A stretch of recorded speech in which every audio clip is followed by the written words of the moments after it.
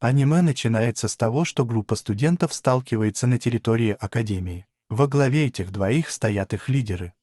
Белокурая девушка по имени Джульетта Персия и Эль Прата, которого зовут Инузука Ромео. Она принадлежит к отряду белых кошек, которые являются западными дворянами, а он к отряду варварских черных собак Това. И Персия и Прата встречаются лицом к лицу и решают, что пришло время сразиться, чтобы увидеть, какая фракция школы превосходит другую. Итак, студенты с обеих сторон начинают драться друг с другом и оставляют лидеров посреди хаоса. Когда Прата собирается выступить против Персии, против своего товарища Адзуки, она спрашивает его, нужна ли ему помощь, но он говорит ей, что будет сражаться в полном одиночестве. Два лидера бросаются друг на друга, в то время как остальные сражаются вокруг него. Пока мы знаем, как работает Академия Дила, место, где во время занятий сосуществуют два типа учеников. Однако остаток дня они постоянно спорят, какая фракция лучше из двух. Вернувшись в бой, Эль Прата избегает удара Персии, и она приземляется на землю, несколько сбитая с толку тем, что не получила ни одной атаки. В этот момент появляется Скотт, парень в очках из ее фракции, который хватает ее за руку и просит позволить ему сражаться за нее. Увидев это, Прата бьет Скотта кулаком по лицу и говорит ему о том, что если его работа присматривать за ней, он должен запереть его в камерах, в спальне. Но Персия защищает мальчика, ударив его Прата по лицу и спасая Скотта на руках. Персия просит Прата сражаться без ограничений, и он отвечает ей, что не может так поступать с девушкой. Внезапно где-то прерывается девушка с длинными розовыми волосами, которая является префектом белых кошек. Она говорит им, что они не могут сражаться в кампусе Академии, и Прата отвечает ему, что они не обязаны жить вместе со своей фракцией. Но Совершенная остается спокойной в своем одобрении и отвечает ему, что тогда она поговорит с делегатом черных псов. В этот момент все ученики поражены тем, что она только что сказала, и Прата сердито смотрит на девушку, когда она уходит. После этого Персия говорит, что на сегодня достаточно, и просит свою группу удалиться. Тем не менее, Скотт пользуется возможностью, чтобы подшутить над Пратой, прежде чем уйти. В этом мы видим Проту вместе с Азуки на полу, и она отвечает Скотту, оскорбляя его и говоря, что его это нисколько не касается. Но Прата Си, кажется, обеспокоен и напуган угрозой префекта и не отвечает Азуки. Когда все уходят, мы видим, как черные собаки собираются в классе, сожалея о том, что не следят за дракой, и говоря, что как только делегаты бросят на них взгляды, ты должен прекратить драться и подчиняться. В этом все говорят против, что рассчитывают на него, но этот никого не слушает, потому что у него плохое настроение. Азуки подходит к нему и кокетливо спрашивает, нужно ли ему, чтобы она его утешила, что явно заставляет других учеников ревновать и раздражает девочкам в классе. Но когда она поясняет, что не имеет в виду ничего извращенного, он уже ушел оттуда с этой мыслью. Снаружи мы видим, как Прата врезается в колонну, а Ерикея думает, что он может сделать перед лицом всего этого. Там мы понимаем, что борьба обеих групп существует с начальной школы и что он всегда противостоял Персии.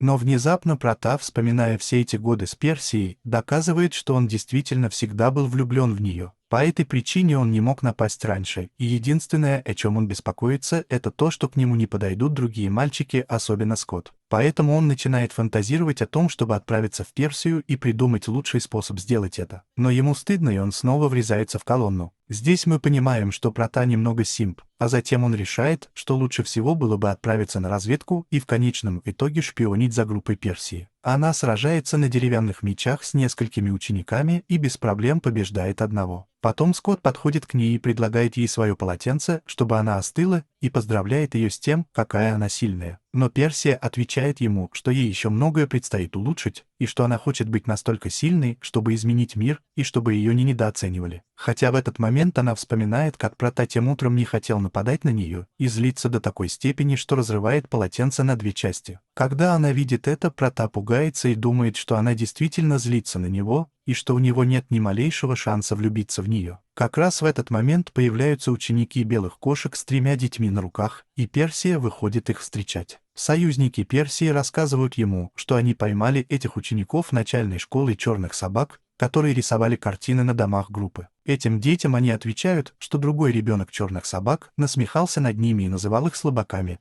поэтому они хотели доказать, что он не такой вот так. Потом один из детей кричит на Персию, а другой на белых кошек. Ударь мальчика, чтобы он явно проявил уважение к своей королеве. Когда мальчик падает на землю, у него начинается кровотечение из носа от удара другого ученика, и Персия говорит ему, что это правда, что они слабаки. Перед этим мальчик бросается на нее, чтобы напасть, но не причиняет ей никакого вреда, а она улыбается и немного успокаивает малыша. В этом случае Персия говорит ему, что он способен быть сильным, что ему не дают совать свой нос, и он уходит оттуда. Хотя другие белые кошки ему мешают, они упрекают Персию в том, как она обращается с ребенком. И она отвечает им, чтобы они требовали от себя большего и не позволяли себе увлекаться этими придурками. Эль-Прата вышел вперед, когда думал, что собирается напасть на детей, и внезапно обнаружил, что все очень пристально смотрят на него. Персия думает, что он здесь, чтобы сражаться и готовиться, но он нервничает и говорит ей, что просто хотел пожаловаться, после он убегает, на что Персия отвечает: «Я не знаю». Она снова злится на него, потому что думает, что он насмехается над ней, как сегодня утром, а остальные пытаются ее немного успокоить. Как только Прата отходит, мы видим, что группа черных собак наблюдает за Персией со стороны берега, а остальные белые кошки тоже немного наблюдают за ними. Это 3 довольно непослушных черных собаки по имени Мару, Тоса и Кайцухи. Мару играет с резаком, вытаскивая и убирая лезвие, пока говорит о Проте. И мы узнаем, что он думает, что это из-за него они оказались в такой ситуации с белыми кошками, из-за того, что он недостаточно жесток. Итак, они планируют атаковать группу Персии, направляясь в спальне, чтобы их легко не обнаружили. Вскоре после этого Тоса и Кайцухи преследуют Персию, которая отделилась от группы и гуляет одна по саду. Но ученики ругают себя за то, что ничего не видели с сумками, которые они носят на голове, и она сопротивляется. Они оба пытаются напасть на нее сбитой и куском железа, но Персия побеждает его ударом и называет их трусами за то, что они двое против нее. В этот момент Мару выглядывает из кустов и поливает девушке глаза перцовым баллончиком, оставляя ее почти без зрения. Затем один из учеников ловит ее и прижимает к себе, а Мару рвет с нее одежду тем же пистолетом, что и раньше, пока она полностью не останется в нижнем белье. Когда она видит это, Прата бросается ее спасать, пробирается с ней через кустарник, чтобы вытащить ее оттуда, и защищает ее от группы. Однако другие считают, что Прата хочет взять на себя всю ответственность за то, что покончил с лидером белых кошек. Оказавшись по другую сторону куста, Прата понимает, что находится на вершине Персии, а она полуобнажена. Прата видит, что она плачет, и отступает от нее. Тогда она отворачивается и испуганно смотрит на него, все еще со слезами на глазах. Он пытается объясниться, но девушка убегает, и Прата впадает в задумчивость, так как он только что испортил ей все шансы. Некоторое время спустя он возвращается в дом черных собак, и их встречают 3 бывших студентов, смеясь над тем, что он украл у них добычу, на что они отвечают: «Я не знаю». Прата отвечает тем, что избивает всех 3, говоря им, что из-за него они попали в большую беду. В этом случае один из учеников получает стрелу в голову с привязанным письмом из Персии. На бумаге она просит Прата встретиться с ней у фонтана Академии через некоторое время, и очевидно он решает выполнить ее просьбу. Когда он прибывает туда, он обнаруживает, что Персия стоит перед фонтаном с мечом в каждой руке, и она противостоит ему. Девушка спрашивает его, нападали ли на нее раньше, или он хотел спасти ее. Если бы это было первое, они бы сражались там насмерть. Хотя если бы это было второе, я хотел знать, почему он ей помогает, если они давние враги. Прата думает о чем-то, чтобы не признаться в своих истинных чувствах и таким образом обмануть ее. Но в этот момент Персия снова плачет и говорит ему, чтобы он больше не приходил, что он всегда избегает сражаться с ней и обращается с ней так, как будто она слабая. За этим мы видим воспоминания о них, когда они были маленькими и, как обычно, дрались на глазах у других детей. Учителя разлучили их, а затем их отругали их наставники. В этом она напоминает ему, что они были очень суровы по отношению к Персии, потому что она была единственной дочерью графа Персии, и что они всегда говорили ей, что она не должна наносить шрамы или терять форму на глазах у других детей. Там Прата понимает, что Персия хотела быть сильной, чтобы не проиграть мужчинам, умной, чтобы ее не унижали и иметь влияние, чтобы они не ослушались его приказов и таким образом изменили мир к лучшему. Так что Прата наконец понял, что, желая защитить ее и относиться к ней по-другому, будучи влюбленным, он на самом деле причинял ей боль. Поэтому он говорит ей, что вызывает ее на дуэль и будет драться с ней, не сдерживаясь, и что на этот раз он оставит свою шкуру, чтобы победить. Она благодарит его за это и бросает ему фальшивый меч, чтобы сразиться с ним. поэтому Прата решает прекратить вести дела самостоятельно чулки. Они оба бросаются в атаку, они сильно бьют мечами, но в этот момент Прата объявляет себя Персией, и она полностью краснеет. Потом она продолжает атаковать, пока он признается ей в своих чувствах, и она ставит их под сомнение, потому что они всегда были врагами. Удар за ударом Эль Прата говорит ей, что он всегда любил ее, и что он часто задавался вопросом, что произойдет, если он сдастся или захочет, чтобы они родились в одной стране, чтобы быть вместе и в другой стране, на той же стороне. Но Персия продолжает атаковать, пока не заставит его упасть в фонтан. Потом она подходит к Протону в воде и говорит ему, что он идиот, и что такой амбициозный план не может принадлежать ей. Хотя он несколько расстроен ее словами. Персия в конечном итоге соглашается пойти с ним на свидание, при условии, что он докажет ей, что может изменить мир, и Прата просит его повторить это, поскольку ему явно влили в уши немного воды. Персия снова говорит ему, что будет встречаться с ним, очень смущенная, и Прата начинает взволнованно плакать, потому что он не думал, что его девушка согласится. Скорее, он думал, что Персия ненавидит его, потому что она отвечает ему, что никогда не говорила ему ничего подобного. На это Прата спрашивает, нравится ли она ему вообще, но Персия говорит, что не знает и что они должны встречаться тайно. Поэтому два лидера начинают встречаться как тайные любовники за спиной всей Академии. Некоторое время спустя черные собаки и белые кошки снова сталкиваются в кампусе, особенно Скотт и Хадзуки. Но когда они оба предлагают помощь своим лидерам, они понимают, что они ни в коем случае не участвуют в драке. На самом деле Прата сбежал оттуда с Персией, потому что хочет лучше узнать ее, а не сражаться. На это она начинает рассказывать ему бесполезные факты, такие как ее уровень зрения, но он отвечает, что не имеет в виду это. На что Персия говорит, что если они не собираются говорить о чем-то важном, она предпочитает уйти, и он отвечает, что это очень холодно с ее стороны. И правда, эти вещи из Персии немного напоминают мне моего бывшего, но давай не будем об этом говорить. По его мнению, пары держатся за руки и гуляют, называя друг друга нежными прозвищами. Внезапно появляется Хадзуки и спрашивает Прата, нужна ли ему помощь, но он хватает Персию за голову и поднимает ее с земли, как будто они борются. Персия говорит ему не делать этого, потому что это причиняет ему боль и наносит ему удар в лицо, от которого он валится на пол. Затем он уходит, а Прата остается на полу без сознания в сопровождении Хадзуки, который очень заботится о нем. Проводя время в раздевалке белых кошек, студент спрашивает Персию, действительно ли она победила Проту, и когда она подтверждает это, девушка отвечает ему, что любит его. «Я хотел бы быть похожим на нее, но Персия опечалена». Как только все ученицы уйдут, Персия посмотрит на цветы в комнате и вспомнит своего отца. Когда она была маленькой, однажды принес ей букет цветов из сада, который она сама собрала,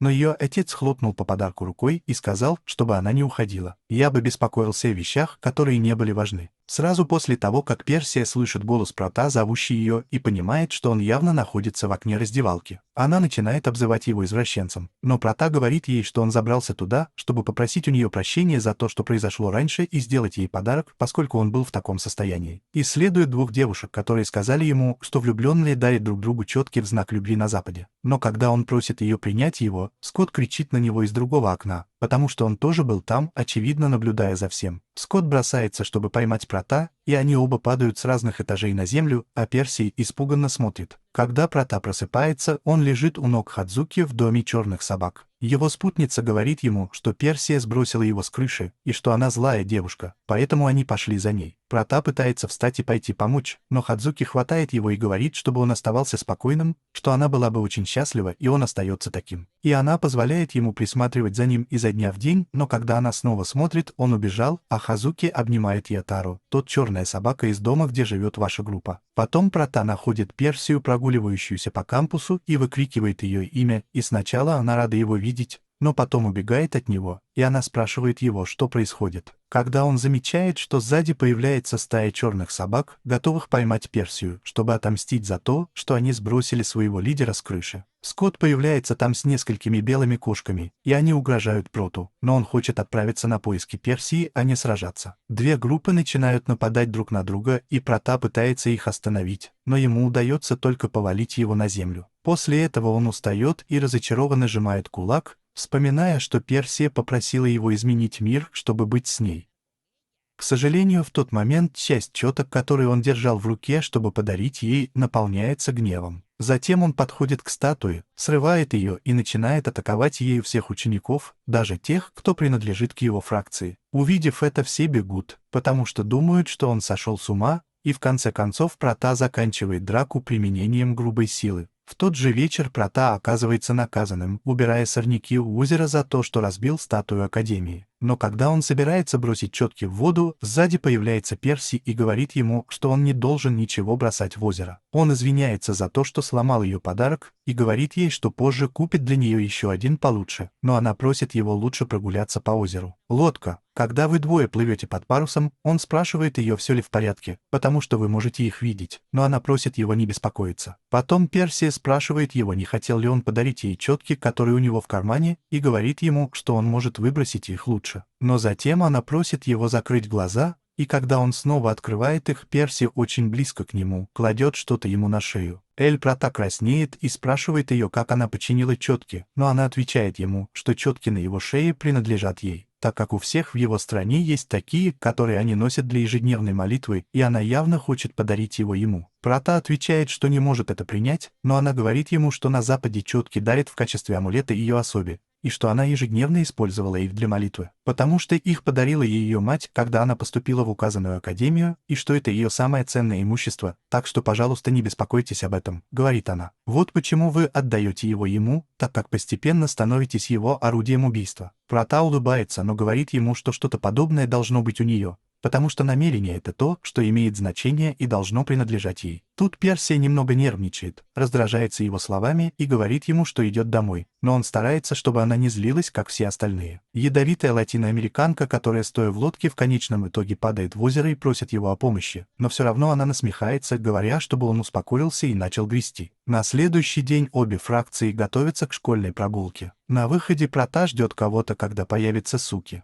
Она тогда просит его вместе прогуляться по деревне, но он говорит ей, что не может, потому что она уже встречалась с кем-то, что явно удивляет его подругу. Внезапно появляется маленький студент в форме черных собак, и Прота уходит с ним. Хадзуки неправильно понимает это и думает, что, возможно, Прота интересуется мальчиками, особенно если они такие милые, как он, которых он видел. После того, как мы узнаем, что на самом деле этот мальчик Персия, замаскированный под мальчика из черных псов, чтобы он мог гулять с Протой по деревне. Он убедил ее встретиться наедине, чтобы поговорить в церковной исповедальне, и там предложил ей костюм. Хотя она сначала отказалась делать что-либо подобное. Чтобы иметь возможность пойти с ним на свидание, в конце концов она уступила, потому что ей было жаль, что он плакал. Когда они идут по кампусу, Скотт подбегает к ним, выкрикивая имя Персии, и они оба сходят с ума. Но оказывается, что Скотт узнал только ее духи, не осознавая, что человек, скрывающийся за костюмом, была она. Тем не менее, еще одна группа парней из черных псов подходит к Проте и Персии и спрашивают, кто этот новый парень, на что Прота отвечает, что это она. Это его родственник по имени Хулио. Однако, видя, какой он милый, все хотят сблизиться с ним. Там внезапно появляется много студентов, как мальчиков, так и девочек, чтобы пригласить их на свидание с Хулио или стать его другом. Так окажется, что сам Хулио становится немного популярным. Позже в деревне Персия она рассказывает Проте, что это место возникло в результате отношений между Това и жителями Запада.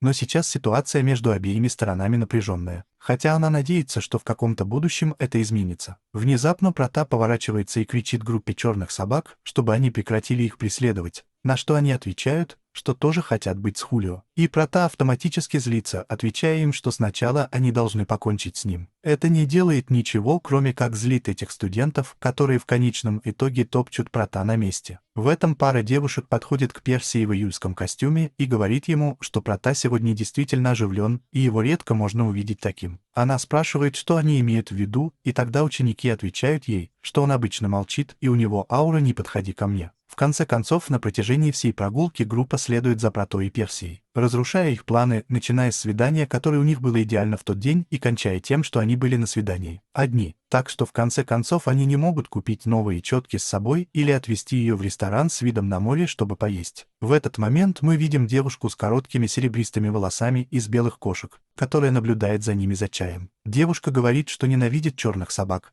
потому что они такие возмутительные, если смотрят на Хулио. Когда она видит молодого человека, она, кажется, хочет что-то сказать, но он быстро уходит с группой в поисках места, где можно перекусить. Так что в итоге они все вместе едят рамен в местном ресторане. Это очень нравится Персии, которая никогда не пробовала ничего более острого. Однако, поскольку он не умеет хвататься за палочки для еды, они в конечном итоге проливают рамен себе на штаны. Прота пытается снять их с нее, пока они не подгорели, но при этом показывает свое нижнее белье, и она бьет его. В то время как группа собирается заехать в парк развлечений, и Прата очень расстроен, потому что почти пора возвращаться. Как раз в этот момент он увидел дом ужасов и тащит туда Персию, держась за руки. Но когда он входит в него, он очень пугается и хватается за руль. Прата. В этом фильме появляется актер, одетый как зомби, и Персия бьет его и убегает. Хотя Прата выходит за ней, ему не удается увидеть ее, когда она выходит из аттракциона, и другие ученики говорят ему, что Хулио ушел в другое место. Вскоре после этого Прата выходит на тропинку у моря, и там думает о том, что, возможно, Персия разозлилась из-за свидания и ушла. Но как раз в этот момент появляются Мару, Тоса и Кайцухи, чтобы отомстить за то, что она сделала прошлой ночью. Одним ударом Мару бросает Прата в море и насмехается над ним, видя, что он абсолютно ничего не умеет плавать. Затем он наступает ему на голову и говорит, что если он не выплывет, он в конечном итоге утонет. Но в этот момент появляется Персия, переодетая Июлем. Трое студентов пристают к нему, говоря, что никогда не видели его в академии и что они просто шутят с Протой. Мару пытается ударить Персию, недооценивая ее за то, что она выглядит как молодой парень, и она уклоняется от его атаки и наносит ответный удар, более сильный. В то время как он говорит ей, что он не мальчик, тогда Мару просто взлетает в воздух, пока не упадет на землю и не застынет там. Вечером, вернувшись в Академию, Персии и Прота обсуждают то, что произошло на вершине Большой башни. Он благодарит ее за спасение и говорит ей, что, по его мнению, она расстроена из-за столь катастрофического свидания, которое у них было. Но она отвечает ему, что она пошла в ванную, потому что парик начал слишком сильно чесаться, а потом нашла его. С такой настойчивостью он спрашивает ее, как она определяет свидание, и она говорит ему, что для нее это значит знать больше о другом человеке. Поскольку вы знаете, что он обычно грустный и молчаливый, она говорит, что в тот день она познала его новую грань и очень счастлива. Свидание прошло успешно, и Персия говорит ему, что хочет скоро снова встретиться. Прота автоматически приходит в восторг, и как раз в этот момент появляется Скотт. Понимая, что Прота притворяется, что сражается с Персией, и она избивает его за то, что Скотт считает тайным нападением врага. Некоторое время спустя Прота просит Персию освободить свой график на 3 дня, потому что им исполняется месяц, и он хочет отпраздновать это. Она отвечает ему, что не знает, сможет ли она, и что рано или поздно они расстанутся или так и останутся вместе. Так что незачем запоминать даты, потому что ясно, что в какой-то момент это закончится. Прота расстраивается и говорит, что он явно отпразднует это сам только тогда, на что Перси видит, что у него плохое настроение, и явно пытается его подбодрить. Он подходит к Элли, говорит ей, что через 3 дня они будут свободны, чтобы отпраздновать это вместе. Однако, когда они собирались пожать друг другу руки, чтобы пообещать это, появляется Скотти Хадзуки, убегающий, потому что в Академии чрезвычайная ситуация. И Прота снова притворяется, что сражается с Персией. Остальные говорят ему, что принцесса Запада прибывает в школу, и что все должны быть там, чтобы четко ее поприветствовать. Потом мы видим, как девушка из школы, которая пила чай по имени принцесса Чар,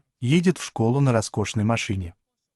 В этой машине она приказывает всем ученикам быть готовыми встретить ее и просит водителя высадить ее прямо там. Пока ученики готовятся встретить принцессу с красной ковровой дорожкой и представить ее всему залу.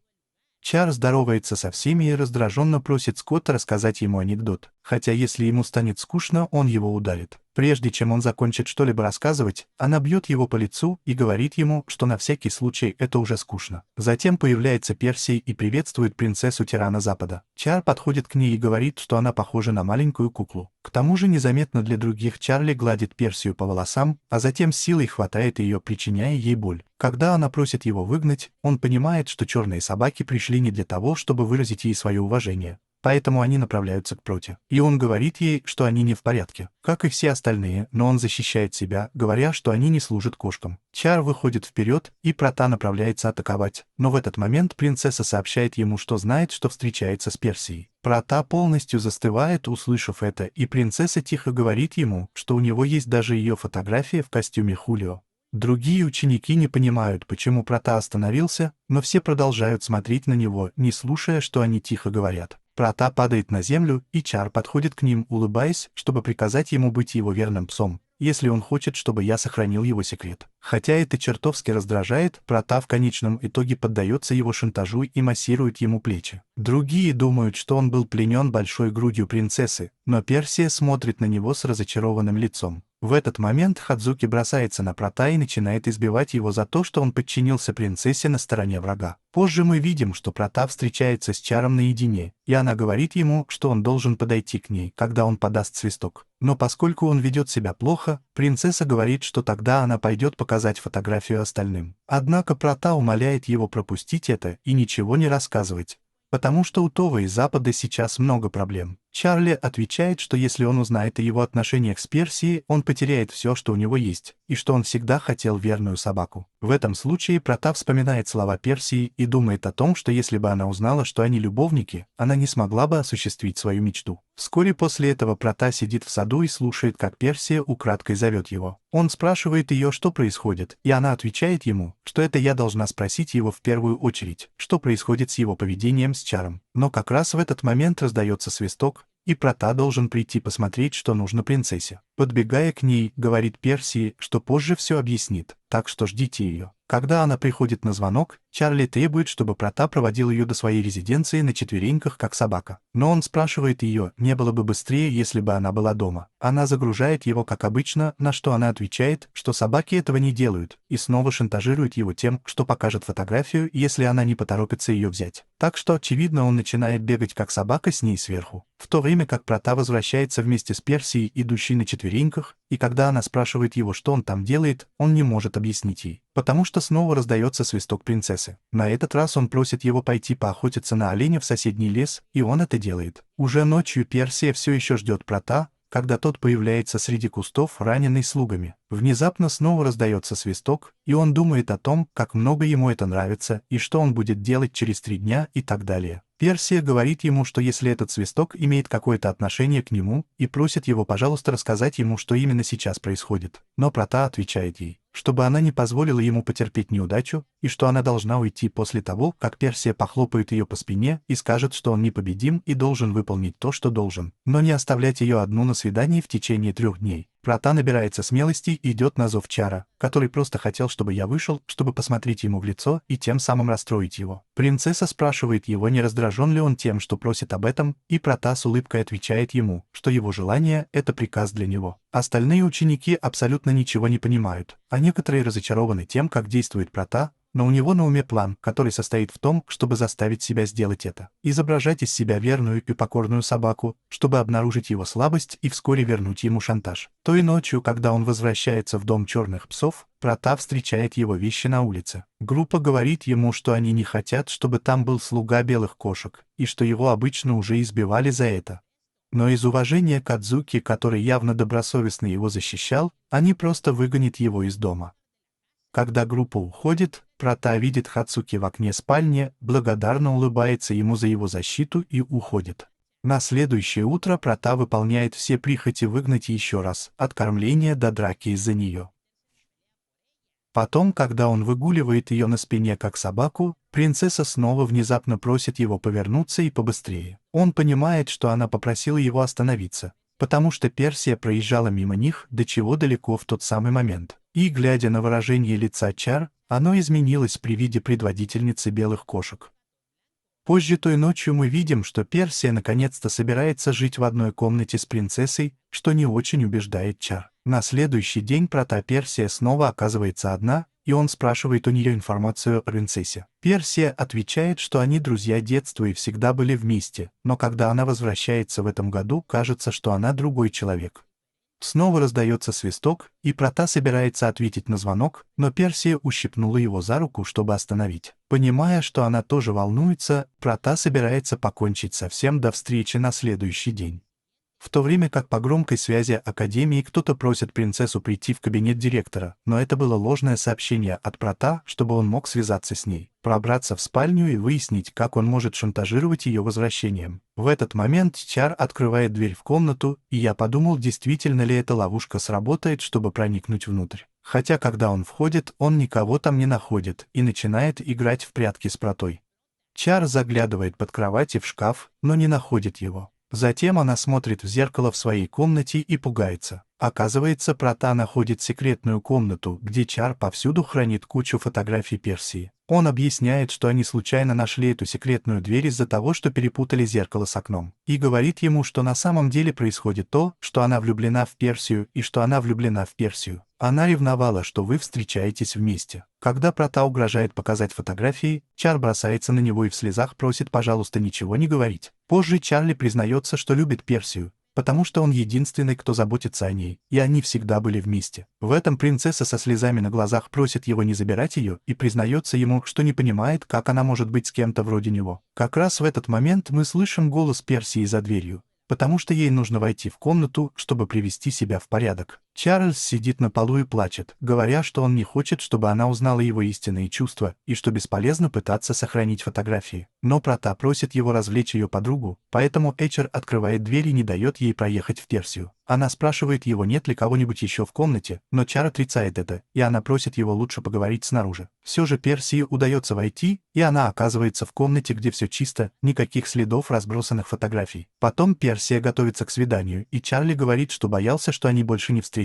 Но Персия отвечает ему, что никогда не бросит свою лучшую подругу и что они всегда будут вместе быть вместе. В этом Чарльз взволнован тем, как он назвал ее своей подругой, и просит, чтобы только она называла его Чарльзом без лишних слов. Как только Персия уходит, Прата выходит из секретной комнаты, где он прятался с фотографиями. Чарльз спрашивает его, не украл ли он какие-нибудь фотографии из его коллекции, и он немного шипит. После этого Прата говорит ему, что не расскажет свой секрет, потому что так он может продолжать шантажировать его. И Чарли отвечает, что Персия в опасности, пока она остается с ним, поэтому он никогда не одобрит эти отношения. К тому же она должна сохранять свою роль принцессы-тираны Запада, и что она совсем не думает о том, чтобы хорошо к ней относиться. В другой раз мы увидим часть прошлого Праты, где она ребенок и ссорится с другими в классе. Он говорит ей, что ему не нужны друзья, и вдруг появляется девочка в очках, смотрящая на него с другой стороны, удивленная тем, что все его боятся. Вернувшись в настоящее, мы обнаруживаем, что ученики черных псов готовятся к экзаменационной войне друг с другом. Прата призывает своих сверстников превзойти белых кошек, и они, кажется, очень полны решимости сокрушить их. Это трехдневный интенсивный учебный лагерь, который длится до тех пор, пока ученик не сдастся в изнеможении.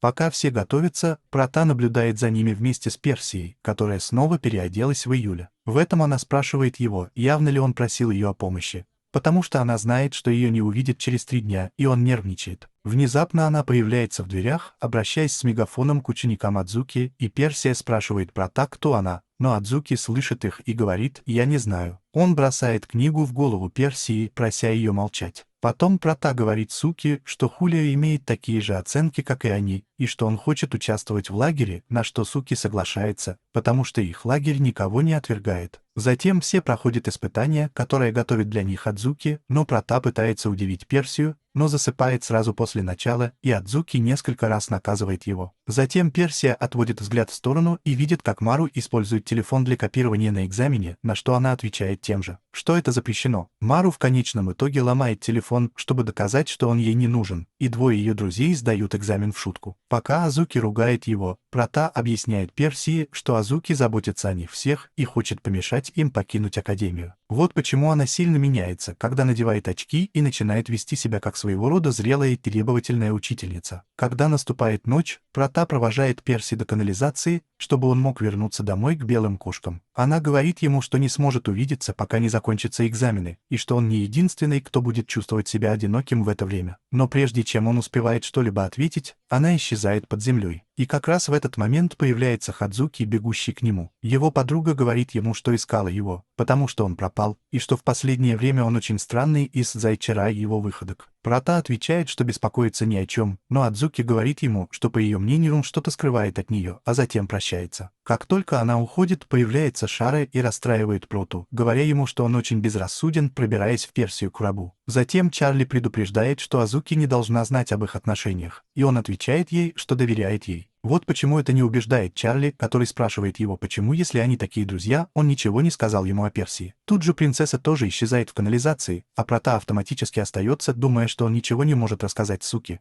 потому что она слишком сильно любит свою группу. И тогда, к сожалению, он больше не может ничего рассказывать Суки. Они не были бы друзьями. Позже Мару навещает Суки, пока она готовится к экзаменам, и спрашивает, зачем она все это делает. Когда она отвечает ему, что делает это для группы, Мару просит ее не лгать, потому что она знает, что делает это ради Праты, и Азуки стыдно. Потом ему говорят, что глупо делать все это ради такого парня, как он, и он уходит оттуда. Все это Прата слышал от двери спальни, и он решает войти и поговорить со своей подругой. Когда Адзуки видит Проту, она очень нервничает и спрашивает, слышала ли она, о чем он разговаривал с Мару. Он говорит ей, что если он спросит ее, почему она так много для него делает, на что она ответит, что это потому, что она этого хочет. Столкнувшись с этим признанием, Прата решает, что пришло время сказать ей правду и просит ее, пожалуйста, выслушать его. Затем он достает четки, которые у него на шее, и говорит ей, что встречается с Персией и что он не может ответить взаимностью на ее любовь. Но когда Асуки узнает, что он сделал, он хватает меч и говорит ему, что он должен умереть за кодекс чести черных псов. Так что она начинает преследовать его по коридорам, пытаясь вернуть его домой. В этом случае Прата встречает Тосуика и Цуки, которые проходили мимо, и Асуки пытается догнать Проту, но ей удается только сорвать с него одежду мальчиков. И он убегает, разбив окно, преследуемый ее бывшей подругой. Услышав шум, Мару выглядывает в коридор, и когда она видит своих обнаженных друзей у разбитого окна, она снова запирается в своей комнате. После того, как Персия видит, как Прата, преследуемый Адзуки, проходит мимо окна, она выходит искать их в лес, и там находит Прата, забравшегося на дерево. И он рассказывает ей обо всем, что произошло, но вскоре Адзуки находит их. Оказавшись загнанным в угол, Сасуки нападает на Прата, который уклоняется от нее и случайно атакует над Персией. Это еще больше расстраивает. Сасуки начинает атаковать их обоих, пока не появляется Чар и не спасает Персию, в то время как Прата хватает другую девушку. Тут Персия узнает, что Чар тоже знала о его отношениях с Протой, и она говорит ему, что она здесь только для того, чтобы наказать своего любовника за то, что ваши отношения стали известны большему количеству людей. Когда на него нападают с двух сторон, Прата бежит с Персией на руках. Они внезапно достигают оврага, через который протекает река, и вынуждены остановиться. Прата чувствует себя бесполезным из-за того, что не может изменить мир или защитить Персию, но она говорит ему, что это не так, так как это изменило его сердце в тот день, когда они столкнулись в битве. Источник и заявил ей о своих чувствах к ней. Затем появляется Цуки, готовый атаковать, но Прата решает противостоять тому, что он сделал, и понести наказание мечом. В конце концов он позволяет Ацуки ударить его по голове и говорит ему, что несмотря ни на что, он хочет остаться его другом. Меч оказывается поддельным, и он просто наносит ему рану на лбу, которая немного кровоточит. Но в этот момент за его спиной отрывается кусок земли, и Персия падают во враг. Прата бездумно бросается ее спасать, за ним следует Шари Адзуки, и когда он обнимает ее в воздухе, он вспоминает, что не умеет плавать. Все четверо падают в воду, и все становится очень размытым. В какой-то момент Прата просыпается благодаря Азуки, которая явно спасла его, и спрашивает его, где находится Персия, на что он отвечает, что с ней все в порядке на другом берегу реки вместе с Чаром, что она позаботилась о ее спасении. Она спрашивает Цуки, спасла ли она его, но она отвечает, называя его идиотом и спрашивая, почему он прыгнул, если он не умеет плавать. Прата отвечает ей, что он не знает, зачем он это сделал, он просто хотел спасти Персию,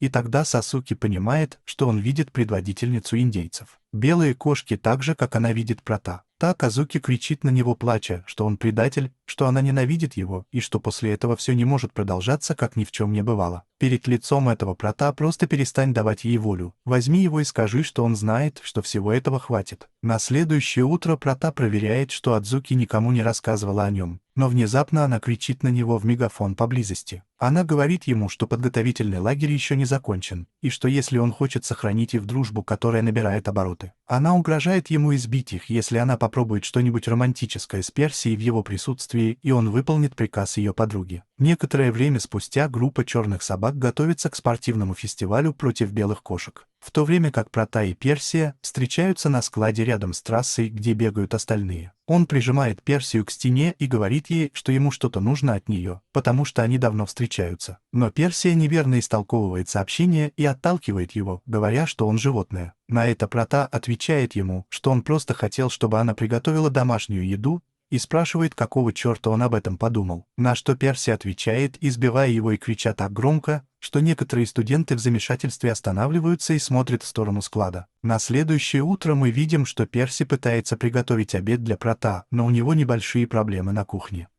Все идет наперекосяк, и кухарка должна помочь ей исправить некоторые несчастные случаи, которые она спровоцировала. Наконец-то кажется, что Персия справляется и остается с Протой в конюшне Академии, чтобы дать ему еду, которую она для него приготовила. Она показывает ему корзину для еды, и похоже, что она чего-то не хочет ему рассказывать о том, как ей это удалось. Затем она велит ему открыть рот, потому что она его накормит, но в итоге Прота кусает шар за туфлю, которая появляется там, ревнуя, потому что Персия дала ему еду, приготовил против вместо нее и украл корзину с обедом. Однако, услышав из-за деревьев, как ее униформа зацепилась за ветку, оставив на ней лифчик, и корзина взлетела в воздух. Там я случайно тренировал Скотта, и корзина упала ему на голову. Затем, увидев, как Персия бежит туда, он думает, что она приготовила обед, чтобы мы могли вместе выпить. Потому что она видела, как он очень усердно тренируется. И это для него награда или что-то в этом роде. Внезапно появляется Прата и одним махом забирает у него корзину. Они оба ссорятся из-за обеда Персии, и Скотт признается ему, что в свое время она сбила его с пути. Поэтому он должен защитить эту корзину, которую он намеревается украсть у своей возлюбленной. Но Прата наносит ответный удар, и корзина снова отправляется в загон для свиней, и он бросается за едой, чтобы спасти ее, прежде чем она упадет. Но в конце концов свиньи съедают ее, и он явно не может ее попробовать или что-то сделать. Когда у свиней заканчивается вся еда, Прата и Скотт сожалеют, что пропустили обед в Персии. В этом Чад видит, что Скотт плачет из-за того, что не может защитить даже еду своей подруги, и решает забрать ее оттуда. Прата, с другой стороны, просит прощения у Персии, но она тоже извиняется и признается ему, что обед был не его. Там он объясняет, что никогда не готовил и что у него это плохо получается, поэтому он попросил кухарку приготовить ему еду, чтобы не разочаровать его. Он все же предлагает ему печенье, которое она приготовила сама, хотя оно подгорело и выглядит довольно ужасно. Он с радостью соглашается и ест его, хотя не может удержаться от того, чтобы постоянно сплевывать из-за неприятного вкуса. Потом он смеется, говорит ей, что это потрясающе выглядит девушкой с обычными проблемами, такими как незнание кулинарии, но она просит его заткнуться, потому что она должна быть идеальной во всем, поэтому он отвечает «я не знаю», который предупреждает ее, что следующий обед будет очень вкусным, и она его приготовит. Позже мы снова увидим, как черные собаки тренируются на ипподроме, а Хазуки и Прата следят за ними. В этот момент появляется Мару и ее группа и говорят Проте, что слишком жарко для таких тренировок. Снова возникает небольшая ссора, и члены группы Мару признаются, что их намерение победить на основе обмана другой фракции. Но когда Прата собирается покинуть это место, Мару останавливает его и говорит, что он не должен участвовать, потому что в прошлом году он вызвал проблемы. В то время как подруги Адзуки спрашивают ее, думает ли она снова о Проте, и рассказывают ей о призе, который получает лучший игрок. Похоже, тот, кто считает себя лучшим игроком, имеет право выбирать, с кем танцевать на фестивале, и они предлагают Адзуки выбрать Прата. В этом он поворачивается к девушке, если она просит его принять Адзуки в качестве партнерши по танцу, если ее выберут лучшим игроком. Прата не представляет себе ничего романтичного, поэтому он соглашается пойти потанцевать с Адзуки, если это то, чего она хочет. Но она говорит ему, что это не имеет никакого отношения к фестивальному заклинанию, которое гарантирует ее будущее с танцовщицей. Затем она уходит, злясь на своих подруг за то, что они вмешались, так что Прата тоже уходит оттуда, не понимая, что она имеет в виду. Под этим, в то время как он встречает группу белых кошек, тренирующихся во главе со Скоттом, когда они выкрикивают лозунг, насмехаясь над черными собаками. План Скотта — быть лучшим и танцевать с Персией, чтобы быть вместе навсегда. Но потом Прата наступает ему на голову, и они начинают спорить, пока он не пытается ударить Скотта кулаком. Таинственная белокурая девушка сдерживает его удар одной рукой. Там она появляется впервые, знает две белые кошки. Сомали говорит, что они пара, и его выбрали самым красивым мальчиком в академии, хотя Прата этого не признает. Даже Итим Саби отвечает Сомали, что они не встречаются, и просит Персию встретиться с ним, если его выберут лучшим игроком фестиваля. Но Персия отвечает ему, отводя его руку и говоря ему, что они вызывают отвращение у таких легкомысленных людей, как он. Отступая к Эбби, замечает, что Скотт и Прата смотрят на него с ненавистью. Потом Сомали и Эбби уходят оттуда, а остальные возвращаются к своим обязанностям. Ближе к вечеру Прата нет в доме черных собак. Когда он получает стрелу с сообщением из Персии, она просит его встретиться на следующее утро, чтобы попрактиковаться в беге на 3 ногах на фестивале. Увидев это, Прата приходит в восторг и проводит всю ночь, не переставая кричать. Очень взволнован. На следующее утро они с Персией встречаются на беговой дорожке, если она привяжет свою ногу к ноге Праты. Это его слишком волнует, потому что он так сильно привязан к ней и не может не смотреть на определенную часть ее тела. Но когда она говорит ему, что ему нужно быть лучшим, чтобы произвести впечатление на его отца, он снова становится серьезным и решает помочь ей любым способом. Они оба начинают бегать взаперти и заканчивают гонку вместе без каких-либо проблем. Когда они достигают финиша, Персия спрашивает Прата, чувствует ли он себя увереннее, и он спрашивает, что он имеет в виду под этим. Поэтому Персия напоминает ему о том, что в прошлом году черные собаки проиграли гонку испытания на 100-метровке, потому что Прата допустил фальстарт и не заметил этого, пока гонка не закончилась, и им пришлось повторить ее. Однако, поскольку он уже был измотан из-за того, что провел всю предыдущую гонку, он не смог выдержать темп и сделать вторую. Столкнувшись с этим, Персия говорит ему, что он может быть таким же, когда будет с ней, и что он может компенсировать то, что произошло на этом фестивале. Кроме того, она говорит ему, что если его объявят лучшим игроком, ей придется подчиняться без возражений. Таким же образом, на это Прата спрашивает, будет ли она подчиняться ему, если он выиграет эту должность, и она четко отвечает ему «да». С этим он начинает фантазировать о том, чтобы получить контроль над Персией, и настраивает себя на то, чтобы быть лучшим. Наконец-то наступает первый день спортивного фестиваля, и новички будут теми, кто начнет испытание. Но мы видим, что Эбби и Сомали не имеют в виду ничего хорошего и намерены обмануть, чтобы победить любой ценой. Как только турнир начнется, два директора Академии выступят с краткой речью. Единственное, что может сказать директор «Черных псов», это чтобы они играли без обмана и ничего более важного. В этом мы видим, как Азуки натыкается на Эбби, и он начинает флиртовать с девушкой, несмотря на то, что находится на стороне врага. Хотя он что-то пытается с ней сделать, Прата вмешивается ударом, чтобы разлучить его, и в этом Сомали избивает Эбби за супружескую измену. Затем появляется Персия и говорит ему, что докажет, что белые кошки лучше, но Прата и не думает отказываться от того, чтобы она его слушалась. Затем нам говорят, что первым соревнованием будет Террасога, где обе команды должны тянуть веревку, чтобы перетащить соперника. Черные собаки начинают испытание с преимуществом, потому что они превосходят по силе белых кошек. Но поскольку они рассчитывали на ужасную сомалийскую силу, которой удается немного уравновесить соперника. Игра. Тем не менее, когда Эбби поздравляет ее, Сомали так волнуется, что отпускает веревку, и в конечном итоге черные собаки побеждают. Затем мы переходим ко второму испытанию, гонки, в которой Мару и Чар играют главные роли. Этот устраивает ловушку для принцессы, бросая несколько шампуров в землю, но она заставляет других учеников тащить ее и не дает уколоть себя. Мару злится на рефери за то, что он допустил это, и в конечном итоге проигрывает гонку за то, что встал, чтобы сразиться с этим человеком. Тесты продолжаются, и две команды постоянно играют в ничью, пока не проведут один из последних тестов. В этом случае команды пытаются сбить столб с вражеской стороны, забравшись на него. Но как раз в тот момент, когда Перси пытается обыграть команду соперника, Сомали перепрыгивает через нее, чтобы в конечном итоге повалить столб соперника, и причиняет ей боль. Там судьи объявляют, что в настоящий момент между Сомали и Персией идет борьба за звание лучшего игрока фестиваля. Потом мы видим, что Персия лежит на земле и выглядит раненой, но когда Чарльз подходит, она говорит ему, что абсолютно ничего не произошло. Но потом у них часовой перерыв, и Прата и Персия обнаруживают, что прячутся в коридоре. Персия говорит ему, что ее мать на трибунах, и что если ее назовут лучшим игроком, она расскажет об этом своему отцу, так что она не может проиграть ни ему, ни кому-либо другому. Это мотивирует Прата продолжать соревноваться, и он спрашивает, должен ли он поздороваться со своей матерью. Но Персия говорит ему, что сделает это позже, и он взволнован, думая о совместном будущем. Вскоре после этого они снова возобновят фестиваль. Следующее испытание — эстафета, и на этот раз он встретится с Хадзуки и Персией. Хазуки говорит несколько слов своей сопернице, но она кажется совершенно расстроенной и сосредоточенной на победе любой ценой. Гонка начинается, и две девушки без проблем получают эстафету. Но вскоре после этого мы видим, что явно Персия падает на землю, и когда все смотрят на девушку, она лежит на полу. Земля без возможности двигаться. Тогда Прата бежит к ней, но в этот момент Чар останавливает его и говорит, что это вызовет большой переполох, если это будет обещано. В то время как Скотти и другие белые кошки подходят, чтобы помочь Персии, но она говорит, что просто споткнулась. Внезапно там появляется Эбби со своей группой и говорит ему, что она всех подвела и явно испортила фестиваль.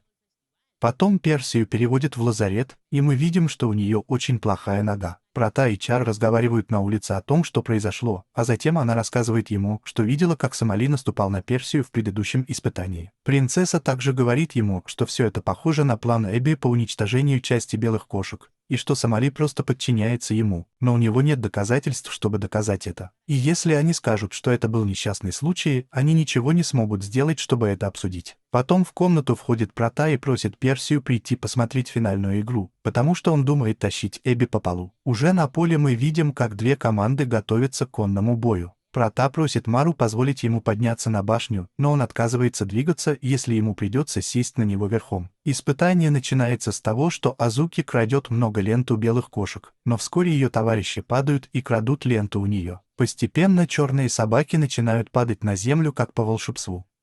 И Эбби улыбается, видя, что ее план работает. Остались только Мару и Эль Прата, которые стоят башней против нескольких групп белых кошек, хотя первая не хочет сотрудничать. В этот момент Персия в костюме Хулио кричит на них, чтобы подбодрить, явно с трибун, и они оба реагируют.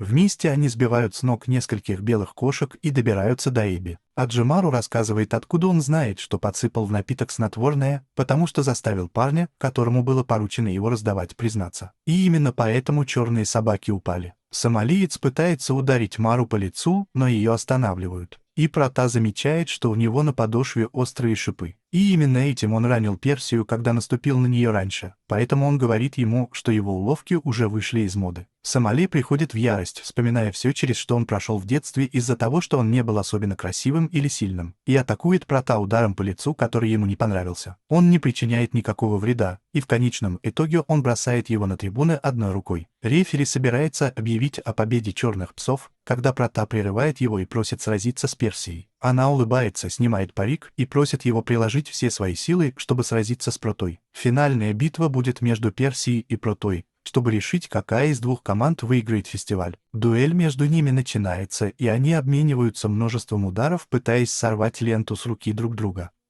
Видя решимость Персии, жители Запада на трибунах снова начинают подбадривать и поддерживать ее. Прата смеется над тем, как легко они меняют свое мнение, и продолжает сражаться с Персией, хотя она сопротивляется от боли. В конце концов они оба бросаются друг на друга, но в итоге Прата хватает Персию за грудь вместо ленты, как и все настоящие фанаты матч. При виде этого ей становится стыдно, и Прата так возбуждается, что в конечном итоге падает, образуя лужу родной крови. Таким образом, победа достается белым кошкам, а черные собаки решают лишить его титула лидера Прата за то, что он был побежден грудью и стал позором нации. Фракция что-то, что он принимает, абсолютно ничего не говоря, потому что выхода нет. Вечером они все вместе устраивают вечеринку, а Скотта нигде нет в Персии, и в конечном итоге Чарли похищает его, так как он сказал ему, что накажет его, если они проиграют тест.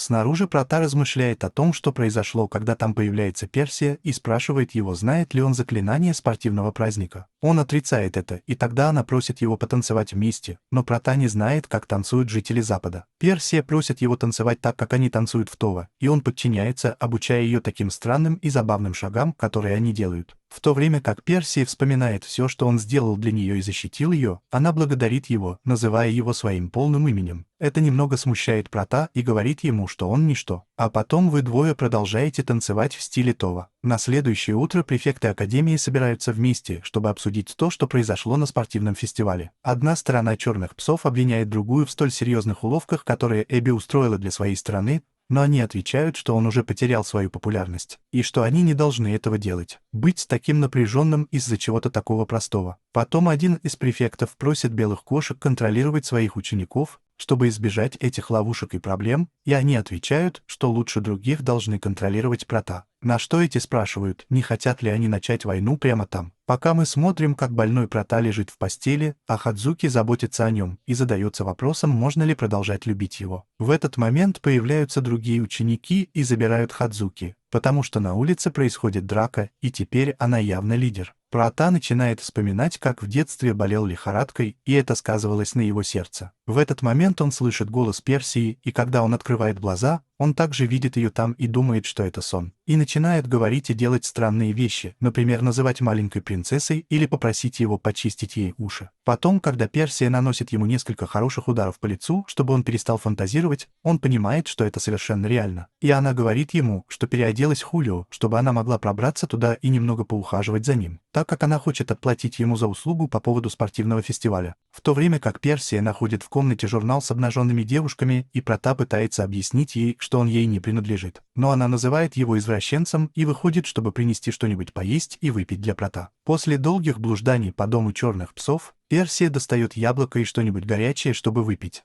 Хотя она встречает Мару в одном из коридоров. И он начинает задавать неудобные вопросы о том, кто она и в каком году учится. И он даже ест яблоко, когда я говорю ему, что это что-то, что нужно отнести ему в Прата. Поэтому Персия обливает его горячей водой и убегает оттуда. Она ищет место, где можно спрятаться от Мару, и пробирается в большую комнату, которую она находит открытой, и ей так не повезло, что оказывается, что Мару нет дома. Быть чем-то вроде горячих источников для девушек. И увидев парня в туалете, все просят о помощи. В тот момент, когда Персия приходит в комнату Прата, Она плачет и говорит, что в доме черных собак очень страшно, так как ее одежда промокла от того, что она зашла в туалет для девочек. Прота одалживает ей свою одежду, хотя он очень нервничает, увидев ее в таком виде. Внезапно Кайцухи стучит в дверь и просит свой эротический журнал, но поскольку он не отвечает, он думает, что спит, и уходит. Из этого мы видим, что Персия забралась под одеяло к Проту, и он умирает от лихорадки, хотя и не совсем от болезни. Во время отдыха Проту снится сон, в котором он вспоминает песню, которую он пел своей матери, когда был маленьким и был очень болен, но когда он открыл глаза, то увидел, что Прота спит. Он замечает, что Персия поет ту же песню, и спрашивает его, почему он это знает. Она отвечает ему, что это песня с Запада, и что ее отец пел ее по вечерам, когда она была маленькой. Внезапно Персия замечает исчезнувшую Прота лихорадку и благодарит его за то, что он приехал, чтобы позаботиться о нем. Но Персия отвечает ему, что дело не только в этом, она хотела его увидеть. А потом у него снова поднимается температура, и он теряет сознание. С другой стороны, на мгновение мы видим двух прекрасных черных собак в комнате, и одна из них смотрит на фотографию Прота, в то время как другая смотрит на него. Он говорит своей сестре, что она должна держать его в поле зрения. Уже утром на днях несколько студентов разговаривают друг с другом в библиотеке, когда понимают, что там двое идеальных. Одна из них говорит другой по имени Тюрия, что нашла то, что искала, и уходит оттуда. В то время как бывшие ученицы наблюдают, как они уходят, и объясняют, что они чем-то похожи на учителей, и что с ними нужно быть осторожными. Потом префекты рассказывают своему лидеру по имени Аю, что они слышали от девушек в библиотеке и что скоро в академии состоится фестиваль, поэтому они считают, что он должен нанять вас. Но Иру говорит им, что у нее много работы, и пусть они выполняют эту работу, так как это часть их обязанностей. С другой стороны, мы видим, как Прота тайно разговаривает с Персией, и он предлагает ей пойти на праздник урожая, который будет проходить на другой стороне озера. Она соглашается, хотя и говорит, что ей придется пойти с домашними, потому что они предпочитают пока не надевать июльский костюм. Однако, поскольку Прота становится очень грустной, она в конечном итоге обещает ему, что убежит посмотреть искусственные игры. Как только Персия уезжает, Прота слышит что-то странное на дереве, и внезапно падает одна из прекрасных, которые мы видели раньше по имени Качоу. Прота не узнает, о ком идет речь, и она просит его отпустить ее, потому что она явно прикасается к ее груди, но он говорит ей, что не заметил, он рассказывает. И девушка очень злобно кусает его за то, что он возится с ее телом. Внезапно она падает с другого дерева Терии, чтобы спасти ее, и обе ясно говорят Проте, что они не его ученицы, хотя Си все еще не понимает, что происходит. В этот момент появляется Хадзуки, и Прота говорит ей, что он дрался с этими двумя девчонками, но ее подруга, увидев ее, расстраивается. Он кланяется и просит Прота проявить уважение еще и потому, что они совершенны,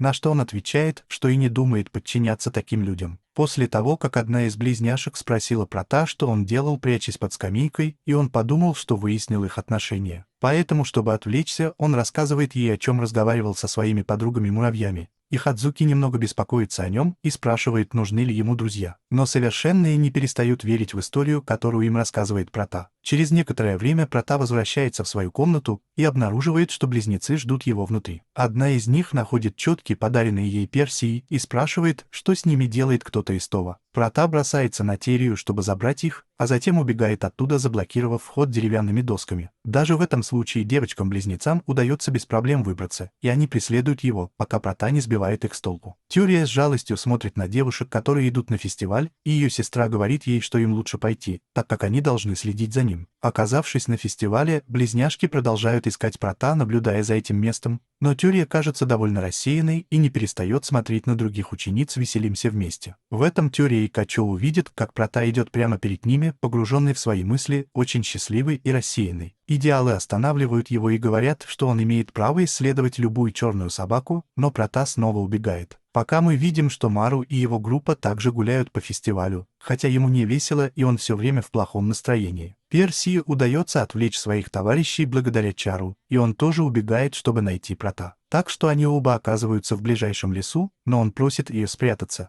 потому что префекты все еще ищут его. Довольно долгое время Персия и Эль-Прота бегут от близнецов по суше, морю и воздуху, пока их не запрут в бочке вместе. Со своей стороны Мару решает уйти, но когда он видит, что его друзья беспокоятся о нем, он возвращается к ним, и они катаются на аттракционе. Вернувшись в бочку, Эль-Прота обнаруживает, что очень нервничает из-за того, что Персия так близко, и он не знает, как выбраться оттуда, в то время как Качу и Тюрия все еще находятся рядом. Ищут его, потому что с подозрением относятся к его поведению, обнаружив четки в его комнате. комнате. В этот момент двое мужчин начинают драться посреди фестиваля, мешая остальным гражданским лицам. Поэтому префекты просят его прекратить это раз и навсегда, но мужчины решают напасть на них. Терри удерживает одного, бросая в него сетку с воздуха, а тренер сбивает другого с ног каким-то странным порошком, который явно дует в их сторону. Они оба выбывают из строя, и люди начинают аплодировать женщинам-префектам. Но в этот момент кто-то делает комментарий, ссылаясь на то, что они ненормальные люди и что они не могут быть нормальными людьми. Вы обе опечалены. Прата видит это из бочки и просит Персию подождать его минутку. Близняшки собираются уходить, когда Прата стреляет в них резиновым мечом и бросает ей вызов победить его в нескольких играх, иначе он разрушит один из киосков фестиваля. Так что девушке ничего не остается, кроме как согласиться. Какое-то время трое учеников играют в погоню друг за другом, смотрят, кто быстрее ест или лучше стреляет по мишеням. В конце он говорит ему, что проиграл, и что если они хотят снова поиграть с кем-нибудь, рассчитывайте на него. Для этого Терри и Качоу смущены, потому что они действительно хорошо провели время, несмотря на то, что были идеальны и не могли этого делать. Прата гладит их по головке и говорит им время от времени позволять себе наслаждаться, потому что они еще маленькие девочки. Они уходят несправедливо, когда Прата уезжает в поисках Персии, начинаются искусственные игры, так что они не успевают вовремя. Когда Прата открывает бочку, Персия все еще там, притворись, что разозлился на него. Но ведь он говорит ей, что не только наблюдал за искусственными играми через дырку, но и делал это ради девочек-близняшек. Они оба соглашаются вместе посмотреть следующий фейерверк, и тогда Прата достает несколько маленьких огоньков, чтобы зажечь их вместе с ней. Персия говорит ему, что ей очень нравятся эти искусственные ручные игры, потому что они такие же простые, как и он, и так они заканчивают свой вечер вместе. Находясь в академии с Шоу и Террией, они говорят о том, как хорошо провели время благодаря Проте, и задаются вопросом, появится ли сезонный префект позже. Потом мы видим, как Айру с очень серьезным видом подписывает какие-то документы, и на подписи мы видим, что у него та же фамилия, что и у Прота. В другой вечер мы видим, что Чар очень взволнована, потому что скоро день рождения Персии. Как раз в тот момент, когда она выходит из ванной, Чар говорит ему, что она очень счастлива от того, какой классной будет ее вечеринка по случаю дня рождения. Но затем Персия говорит ей, о какой услуге она хочет попросить ее на этот день, хотя нам не показывают, что она ее просила. Это то, что по какой-то причине не доставляет никакой радости ее подруге Чар. На следующее утро Эль Прата также очень счастлива, отмечая в своем календаре день рождения Персии,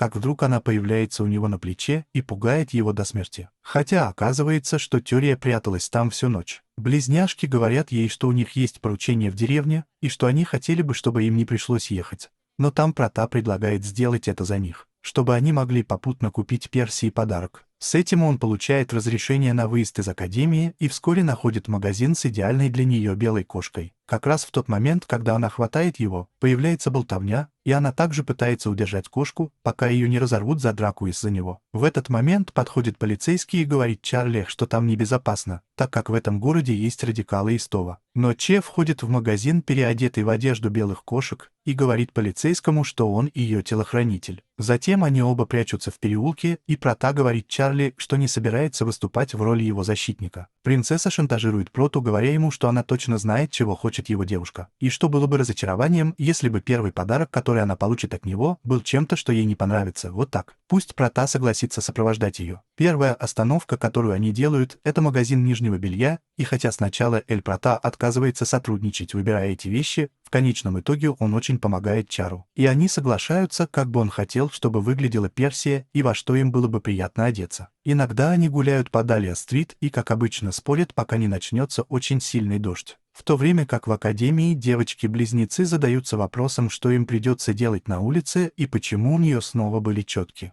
Но в этот момент сзади появляется Айру и спрашивает, что она имеет в виду, о чем они говорят. С другой стороны, Шаре Эль Прата удается укрыться от дождя, и в этом принцесса провоцирует его, чтобы проверить верность Персии. Эль Прата злится за то, что он предлагает ей неприличные вещи, даже если это шутка, и тычет его пальцем в лоб, чтобы отругать ее. После этого Шар шокирован и говорит ему, что он уволен с должности телохранителя и извиняется за то, что втянул его в это. Беспорядок. Однажды, уходя, он видит, как двое детей бегут к своей матери, и она ругает одного из них, когда они подходят. Она помнит, что когда она была маленькой, его никто не ругал, и они всегда выполняли ее прихоти. Пока однажды Персия не отругала ее за то, что она такая эгоистичная, и это ее очень удивило, но она знала, что он пытался помочь ей как другу. Вспоминая это, Чар думает, что она не ожидала, что Прата тоже будет так ругать. И в этот момент появляются два радикала и хватают ее. Один из мужчин держит ее, в то время как другой спрашивает, что маленькая принцесса с запада делает в том месте, поскольку, по его словам, улица Даля принадлежит из вашей группы. Чарли пинает того, кто его держит, и ему удается освободиться. Внезапно появляется Прота и спрашивает его, что там происходит, но мужчина, увидев, что это черная собака, думает, что поможет ему с девушкой. Тогда Прота отвечает, что он не из их группы, а телохранитель принцессы Чар, и бьет его об стену. Чар расстраивается и спрашивает его, почему он помог ей, если она не была в опасности, на что Прота отвечает, что он сделал это для Персии, поскольку что если что-то случится с ее лучшей подругой, ей будет очень грустно, и она не хочет видеть, как у нее такое лицо. При виде этого Чар смеется и говорит, что он еще худший дурак, чем она. Потом они спокойно поговорят в другом месте. Там Чарли признается, что всегда ревновал к нему, потому что Персия показывает ему незнакомое ей лицо своей подруги, и что было очень больно и неприятно находиться рядом с ней. Эль Прота пытается ее утешить, но также сожалеет об этой ситуации. В конце концов, Чар дает ему сумку с подарком из Персии и говорит ему, чтобы он поискал еще один сам. Что это за то, что я сопровождал его сегодня? Когда Чар уходит, он открывает подарок и понимает, что он дал ей бюстгальтер, чтобы она могла носить его с Персией, когда у меня есть шанс. Позже Прота прибывает в академию и перед входом получает стрелу с сообщением из Персии, в котором его просят встретиться в этот момент в библиотеке, к которому он немедленно идет. Там Персия предлагает ему провести свой день рождения вместе, и Прота соглашается, но она просит его отпраздновать как обычно, а не как все предыдущие годы. Когда вы пробираетесь в дом белых кошек и нападаете на студентов с пирогами. В этом случае Прота спрашивает ее, что она хочет в подарок, и она застенчиво отвечает, что хочет пару аксессуаров. Затем он возвращается в свою комнату, но встречает Адзуки у ее двери и спрашивает, что происходит. Когда он заглядывает внутрь, он видит Аро вместе с Качо и Терией, которая спрашивает его, откуда он взялся в это время. Там мы узнаем, что префект Аро на самом деле старший брат Прота. Аро спрашивает его, откуда у него четки, которые у него есть, и вмешивается Адзуки, говоря, что это подарок для нее. Но после этого Аро достает белый бюстгальтер с нарисованными кошками, который Чар подарила ему для Персии, и Азуки теряет дар речи. Затем в этом Аро говорит ему, что у Запада и Това сейчас очень напряженные отношения, которые могут вспыхнуть в любой момент. Так что если у Эль Прота возникнут какие-то разногласия, он может уйти. Связь с какой-нибудь женщиной на стороне врага обвинила бы его в предательстве. Он отвечает, что не интересуется никем на Западе, и просит вас поверить ему, пожалуйста. Но перед этим Иру хватает его за воротник мундира и держит в воздухе, обвиняя в том, что ему много раз приходилось скрывать это от нарушителя спокойствия. Перед этим Тюрия бросается обнимать Прота и держится за него, несмотря на приказы Ау. Качоу забирается на плечо Ау и просит его не ссориться, иначе ей придется наказать его, поскольку это все еще школа. Однако Ау останавливает своего брата и предупреждает его, что на этой неделе он будет под наблюдением. Пока мы видим, что Персии удалось приготовить идеальное печенье благодаря ее усердной работе, и она отдает несколько печенья Скотти Чару. Но через несколько мгновений появляются префекты, за которыми следует Прота, который заметно очень напуган и обеспокоен. Кучер спрашивает во время прогулки Прота, не ладит ли он со своим братом. Тюрия говорит ему, что лучше не спрашивайте о таких вещах. После того, как Качобл объясняет Проте, что Айро обычно очень злится на него, то есть он представитель белых кошек, но обычно он добрый человек. И как раз в этот момент бумажный самолетик врезается и появляются дети. Когда они понимают, что он префект, они оба пугаются, но Ау все, что он делает, это модернизирует свой самолет и просит его улететь. Поэтому Качоу учит Прота, что Ау тоже может быть добрым человеком, хотя и говорит ему об этом. Наедине со студентами. Тут Прота вспоминает, что его брат всегда был очень груб с ним до такой степени, что причинил ему травму. После того, как они были маленькими, он всегда бил его за то, что он не все делал правильно, и контролировал его даже когда он шел на службу. Вскоре после этого мы видим, как Прота идет позади своего старшего брата, а Персия проходит мимо него, и он ничего не может сделать, кроме как смотреть на нее. На следующий день Аю берет своего брата, и они входят с мечами, в то время как Хадзуки, Мару и их группа смотрят, как их избивают. Все они думают, что на самом деле Прота уничтожен его старшим братом, но позже, когда Хазуки помогает Проте идти, он признается ей, что он просто ищет способ убить его. Пусть его брат ослабит бдительность, и там он расскажет ему о своих истинных намерениях отправиться на день рождения Персии без ведома его брата, потому что он кажется покорным его воле. Хацуки волнуется и предупреждает его, что его исключат из академии, если они узнают, чего он больше ни в коем случае не хочет. Но Прата дает ему слово, что этого не произойдет, и уходит, чтобы немного помыться. Сразу после этого появляется Персия и спрашивает Цуки, что он имеет в виду, под чем он явно может быть изгнан. Позже той ночью мы видим, как Прата убегает из академии, чтобы навестить Персию, думая, что его брат уже спит. Но тут же Иру останавливает его и показывает, что он знал, что он что-то замышляет, судя по его взгляду во время поединка на мечах. Префект приказывает ему вернуться, но Прата впервые отказывается подчиняться своему брату. Увидев это, Ю спрашивает его, не думает ли он сразиться с ним, и они оба начинают драться. От пары ударов в живот и в лицо Прата сдается, и Аю запирает его в сарае, чтобы он подумал. Но в этом мы видим, как девочки-близнецы отпирают дверь, чтобы Прата мог выйти, хотя он очень тяжело ранен. Таким образом, мы узнаем, что у него все было спланировано, поскольку он знал, что не сможет выйти, не узнав об этом Иру, и что я запру его как маленького. Поэтому он попросил помощи у девочек-близнецов и Терриери и согласился, будучи убежденным, что работа префекта — помогать студентам. Поэтому он решил, что это его работа. Что его сестра Качоу также согласилась на просьбу Прата, увидев, что его сестра так увлечена им. Как только он освободится, Прата начинает бежать к дому белых кошек. Но мы постепенно видим, как у него начинает кружиться голова, и он теряет силы. Когда я меньше всего этого ожидал, падает на землю, сдаваясь. Но тут как раз появляется Персия, чтобы схватить его, прежде чем будет нанесен еще больший ущерб. Он спрашивает ее, что она там делает, и Персия отвечает ему, что знает о его брате, и что она подозревала ее в их отношениях. Поэтому она пыталась достучаться до него, прежде чем он нанесет ей еще один удар. Пусть было поздно, но он этого не сделал. Прата говорит ему, чтобы он не беспокоился, что его изгнание было просто шуткой. Но Персия знает, что их отношения причинили ему огромный вред. В этом он говорит ей, что подарка у него еще нет, но она отвергает его и говорит, что все, чего он хотел, это быть с ней и пусть с ним все будет в порядке. Так что Персия просит у него прощения за то, что не смогла защитить его, и плачет, прижавшись к нему на земле. На следующее утро Коди и белые кошки собираются в сад, явно на день рождения Персии, но их прерывает Прата пинком тому, кто ищет Персию за ее спиной, то, что произошло ночью.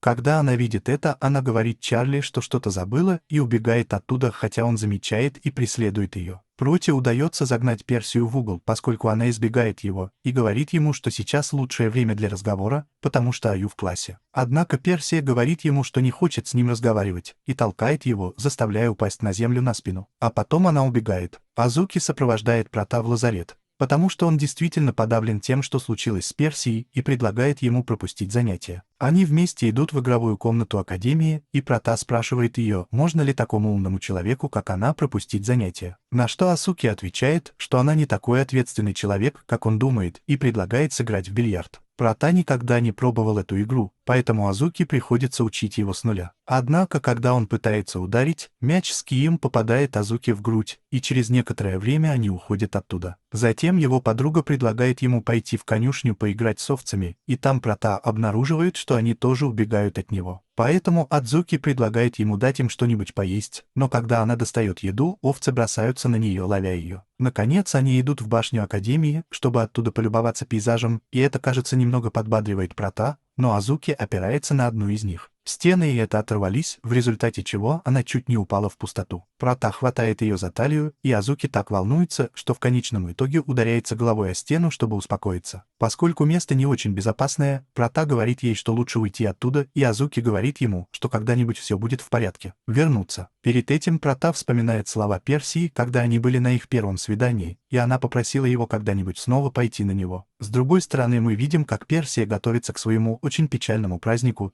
и как раз в этот момент появляется Эчер. Она спрашивает свою подругу, есть ли у нее на столе печенье, которое она собиралась дать Проти накануне вечером. Но Перл хватает пакет с печеньем и говорит ей, что они на самом деле для нее. А Ричард понимает, что что-то случилось. Видя такое грустное лицо Персии, Чарли просит ее рассказать ему, что произошло, и она сожалеет о том, что ранила Прата. Потом мы видим, что Азуки и Прата стоят у входа в Академию, и он говорит ей о том, что она прекрасно провела время и ей лучше, но Азуки просит его не лгать ей, потому что они давно знают друг друга, и он знает, что это неправильно. Увидев это, Адзуки начинает плакать и говорит ему, как неприятно осознавать, что этого недостаточно для него, что Прата полностью отрицает. Понимая, что он беспокоит свою подругу, бьет себя, чтобы придать немного бодрости своему слабому телу. При виде этого Адзуки смеется, и Прата тоже улыбается ему в ответ. Как раз в этот момент на вершине дерева появляется Чар и падает рядом с ними обоими, чтобы передать Проте печенье, которое он не смог дать Персии прошлой ночью. Она говорит ему, что должна уйти на день рождения своей подруги и что она не будет отвечать на вопросы. Поэтому она оставляет ему подарок и явно уходит. Прота открывает сумку и быстро пробует печенье. Увидев, какие они хорошие, начинает плакать от волнения, вспоминая, что в Персии очень плохо готовили, и, похоже, все это время она готовила для него. Затем Адзуки говорит ему, что не хочет видеть его в опасности, но и не может выносить, когда видит его таким грустным, поэтому призывает его продолжать улыбаться. Он полон решимости, снимает повязку со щеки и решает пойти на день рождения Персии в любом случае. Позже мы видим, как Персия обращается за помощью к представителю белых кошек. Когда другой студент прерывает его и говорит ему о том, что какие-то черные собаки вторглись в его дом и готовятся к нападению. Испортить день рождения. Итак, мы видим, что Прота пришел на вечеринку и принес несколько одноклассников с пирогами, чтобы бросить их ученикам. Там Скотт и его группа черных псов начинают сражаться, среди которых есть и суки. Прота отделяется от них, чтобы найти Персию с 2 пирогами в руках в качестве оправдания, и его план состоит в том, чтобы вытащить ее оттуда и отпраздновать вместе. Но когда он прибывает в зал, Сомали падает на него и сковывает его. Затем появляется Эбби с очень грязным и заброшенным видом, и мы узнали об этом с тех пор, как стали известны ее грязные трюки на спортивном фестивале. Он живет в хижине во дворе и планирует восстановить свою репутацию, поймав Прота с помощью Сомали. Но увидев это, Прота говорит ей, что Эбби ревнует из-за того, как она явно обнимает его, и что он пристально смотрит ей в лицо. «Я золото». Так что она отпускает Прота и бросается в объятия Эбби. Таким образом, Прота освобождается от них обоих и продолжает искать Персию по зданию, пока не окажется в окружении белых кошек. В этот момент он исчезает, и ученики разделяются, чтобы его найти. Оказывается, кто-то помог Проту сбежать. И речь идет о Кейт, представителе белых кошек, очень странном мальчике, который доставляет неудобства своим подшучиванием над Протой. Он благодарит вас обоих за вашу помощь, и они выходят из вентиляционного отверстия. Но в этот момент Кайт предлагает ему игру. Он должен встретиться с Персией на 4-м этаже, прежде чем остальные узнают, что они там. Однако в этот момент появляется идеальный кибер вместе со Скоттом и другими белыми кошками, чтобы остановить Прота. Увидев, что они пойманы, Кай говорит ему, что у него нет другого выбора, кроме как выполнять свою роль представителя, а не играть. Пока мы видим, что Перси заперта на 4-м этаже, а дверь заперта,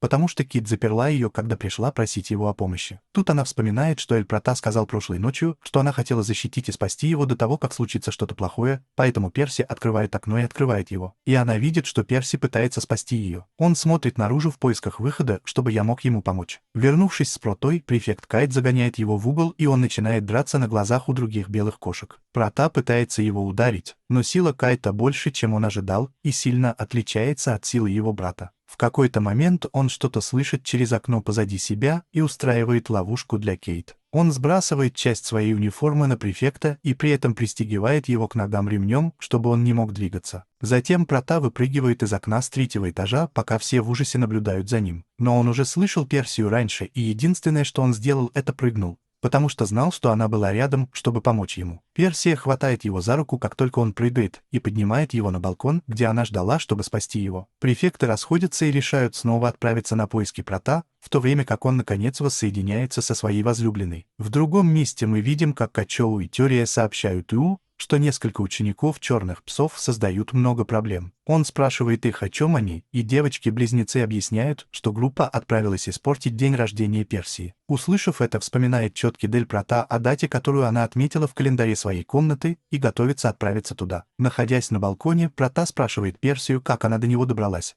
И она говорит ему, что шла с края окна своей комнаты, и он отвечает, комната ищет выход. Когда он рассказывает ему об этом, Прота ругает его за то, что он сделал что-то настолько опасное. Но Персия расстраивается, потому что он тоже делал для нее такие вещи. В этом Прота поздравляет его с днем рождения, пользуясь тем, что они наконец-то вместе и свободны от других учеников. И Персия очень обеспокоенно спрашивает его, сделал ли он все это только для того, чтобы она могла поздравить его с его особенным днем. Она признается ему, что на самом деле хотела его видеть, и что она очень обрадовалась, когда узнала, что он там, братом, но не хотела причинять ему больше вреда. Наконец Персия говорит Проте, что очень его любит, и обнимает его, плача. От этого он тоже плачет и становится очень взволнованным. Персия опирается на его плечо и благодарит его за то, что он с такой легкостью преодолел барьер, разделяющий их народы, чтобы снова быть вместе. В конце концов она понимает, что вы можете столкнуться с проблемами как один, преодолеть их и таким образом отныне быть вместе. Некоторое время спустя мы видим, как Айру приходит в общежитие белых кошек и подчиняет всех учеников. Прежде чем отправиться на поиски Праты, он просит Цукиде присмотреть за остальной частью их группы, и она принимает его приказы. Но в этот момент Тоса и Коицуки пытаются незаметно сбежать из общежития. Здание и их удерживает Рекс, супермускулистый префект, одетый в женскую униформу. Он вызывает ее на дуэль, чтобы узнать, кто из них более привлекателен, чтобы выпустить его, и оба друга терпят неудачу, так что они получают удар по лицу и прячутся за Адзуки. Увидев Асамару, который прятался снаружи, наблюдая за своими друзьями, бросает в него пирог с Рексом и встает на его пути.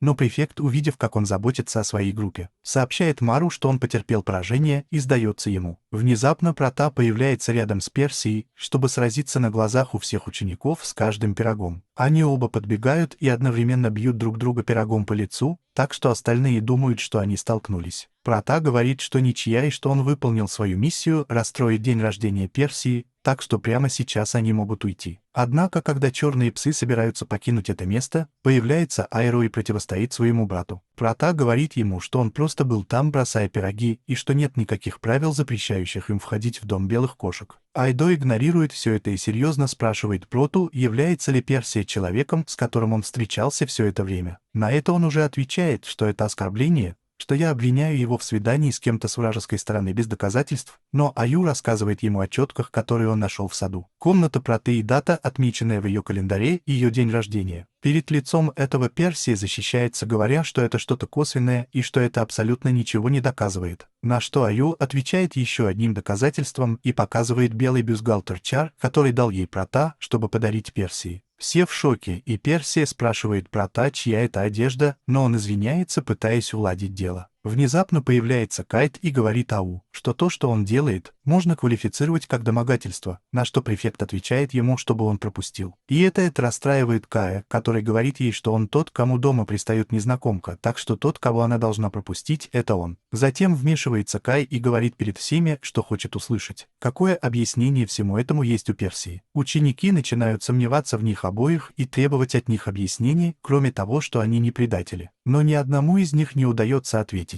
Поэтому Кайт и Иру решают взять на себя ответственность за каждого по частям. Прота в отчаянии смотрит на Персию, задаваясь вопросом, положит ли это конец их отношениям после всего, что они пережили. Как вдруг Персия бросает настоящий меч в Прота, который стоит перед ним, чтобы бросить ему вызов на бой. Она объясняет, что ее честь — это самое важное в ее жизни, и что она была поставлена под сомнение из-за того, что они явно решат это на поле битвы. Ученики пугаются, увидев, что это настоящие мечи, и Эль-Прота также опасается этого боя, поскольку один из них будет ранен, мы оба. Внезапно Персия начинает атаковать прямыми ударами, которые полностью предназначены для того, чтобы ранить Эль-Прота. Но он только защищается и сомневается в том, что он может сделать. Что вы делаете, чтобы уладить конфликт? Пока Персия не назовет его трусом и не скажет ему прекратить насмехаться над ней, потому что она думает причинить боль и быть обиженной. Затем она спрашивает его, что он готов сделать, и Прота понимает, что они должны исправить это прямо сейчас. Так что Сёри противостоит Персии, как она его просила, желая покончить с этим раз и навсегда. После этого они оба бросаются в атаку, и их мечи сталкиваются в воздухе, направляясь каждый к шее другого. Обе стороны кричат, увидев эту сцену, и бросаются обеспокоенные Персией и Протой, хотя в конце мы видим, что все стихает.